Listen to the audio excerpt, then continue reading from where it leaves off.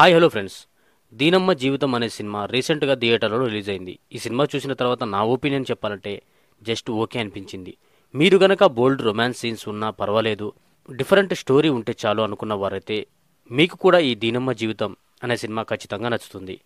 ఇక ఈ సినిమా కథ విషయానికి వస్తే, అన్యోన్యంగా ఉండే ఇద్దరు భార్యాభర్తల మధ్య మరో అమ్మాయి ఎంటర్ అయితే ఆ కుటుంబం ఎలాంటి ఇబ్బందులకు గురవుతుంది, డైరెక్టర్ కావాలనుకున్న వ్యక్తికి అక్రమ సంబంధం వల్ల తన కెరీర్ ఎంత ఎఫెక్ట్ అయింది, క్షణిక సుఖం కోసం మరో అమ్మాయి వైపు ఆకర్షితుడై ఎలాంటి ఇబ్బందులు పడ్డాడు అనే ప్లాట్పై ఈ సినిమా రన్ అవుతుంది.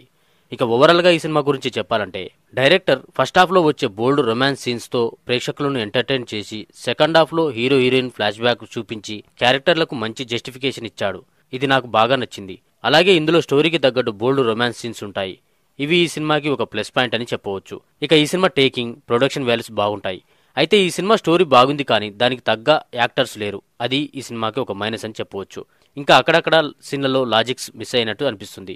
ఇక నటినట్ల విషయానికి వస్తే, ఇద్దరు అమ్మాయిల మధ్య నలిగిపోయే అబ్బాయిగా ఫిల్మ్ డైరెక్టర్గా దేవ్ జీవించాడు. మహి క్యారెక్టర్లో సరితా చౌహాన్ బోల్డ్ రొమాన్స్ సీన్స్ చేసి యూత్ను ఎంటర్టైన్ చేస్తుంది. హౌస్ వైఫ్గా ప్రియా చౌహాన్ కూడా తన పాత్రకి న్యాయం చేసింది. అలాగే మిగతా ఆర్టిస్టులు తమ పాత్రల పరిధి మేరకు ఓకే అనిపిస్తారు. ఇక ఫైనల్గా దీనమ్మ జీవితం రొమాంటిక్ యూత్కి నచ్చే రియలిస్టిక్ డ్రామా. ఇదొక వన్ టైం వాచ్ మూవీ. ఇందులో బోల్డ్ రొమాన్స్ సీన్స్ ఉన్నాయి కాబట్టి ఫ్యామిలీతో అయితే చూడలేం.